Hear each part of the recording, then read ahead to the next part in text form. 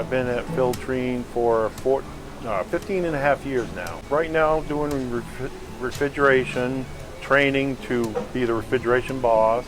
On a daily basis, you get all your parts, you get the frame, the tank. It's mainly assembling when you're in the refrigeration department. Skills for the job, it would be good if you knew how to braise and solder.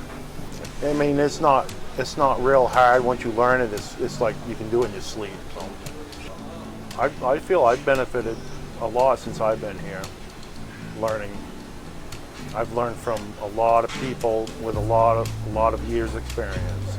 We go into manufacturing because there's a lot to learn, and it seems to be in some places fading on, you know what I mean, everything's mechanized and there's no mechanism here but the person.